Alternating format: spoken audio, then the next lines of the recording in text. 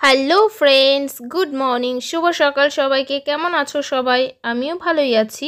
তো সকাল সকাল চলে এসেছি রান্নাঘর থেকে ব্লগ স্টার্ট করতে। খুব বেশি সকাল নয়, তাও 10টা নয়, হয়তো 9টা বাজবে এরকম, 9:30 হয়তো বা।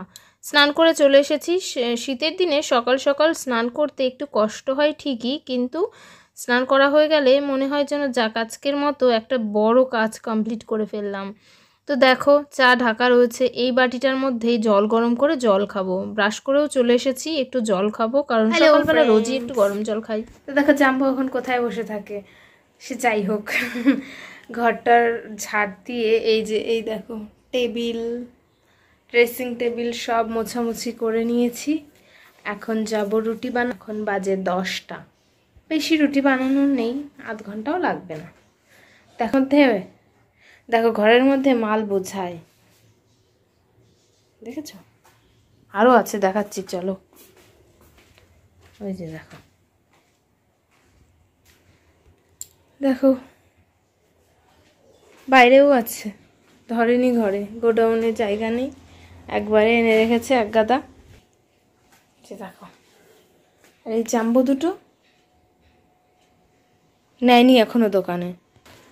তো চলো আমি রুটি বানাই, লাইটটা অফ করে আসি ঘরের। খালি খালি লাইট জ্বালিয়ে রেখে তো কোনো কাজ হবে না, অন্ধকার আন্ধেরা।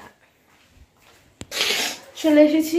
আমার শ্বশুরমশাই কোথায় গেছে কি জানি, ওনার চা রয়ে গেছে, আমার শাশুড়িও নাকি জানে না। যাই হোক, আমি তো আর ওটা বলতে পারবো না।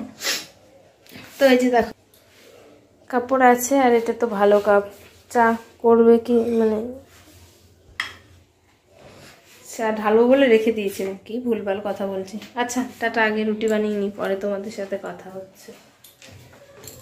সারাদিনে এই একঘেয়ে কাজ করতে করতে সকাল থেকে দুপুরের পর পর্যন্ত একই রুটিন, তারপর পর্যন্তও একই রুটিন। তো কী আর শেয়ার করব, এইটুকুই শেয়ার করি, যখন কোথাও যাব সেটা অবশ্যই শেয়ার করব। তো দেখো রুটি করা হয়ে গেছে, এখন রুটি আর দুধ খেয়ে নেব। দুধের মধ্যে রুটিটা পেঁচিয়ে ভিজিয়ে ভিজিয়ে খাবো। আর খাওয়া দাওয়া কমপ্লিট করার পর আবার চলে এসেছি, দেখো রান্নাঘরেই ছিলাম, তো ক্যামেরা নিয়ে চলে এসেছি, সেটাই বলতে চাইছিলাম। মাছ এনে আমার শাশুড়ি মাই মাছ কাটে, কারণ আমি মাছ কাটতে পারি না। তো উনি এই যে মাছটা কেটে ধুয়ে এনেছে, তারপরে আমি সবজিও কেটে নিয়েছি। দেখো এই যে উচ্ছে বেগুন ভাজা হবে, আর ফুলকপি আলু দিয়ে মাছের ঝোল হবে। আমিও ফুলকপি আলু দিয়েই করব, কিন্তু আলাদা করে। আর আলুটা সেদ্ধ হচ্ছে মাছের ঝোলের জন্য, ডালটা হয়নি তখনও পর্যন্ত, ডাল সেদ্ধ হচ্ছে আর কি। এই যে দেখো সেই উচ্ছে আলুটাই আরও একবার জানি না কেন দেখাচ্ছিলাম। তো যাই হোক, আর এটা আগের দিনের একটুখানি ডাল ছিল, ওটা মিশিয়ে দেবো। আর আমার তরকারির জন্য একটু টমেটো কেটে রেখেছি, আর জলপাই দিয়ে ডাল হবে। তো শুধু এইসবই দেখাবো, আমি নিজেকেও একটু দেখাই। তো এই কাজকর্মগুলো করতে করতে আর ভালো লাগে না, একঘেয়ে জিনিস কতদিনই বা ভালো লাগে বলো। সেই কালী পুজোয় গেছিলাম, তারপর অবশ্য একদিন গেছিলাম দিদির বাড়িতে, তো একদিন থেকে সেরকম বেশি মন পোষায়নি।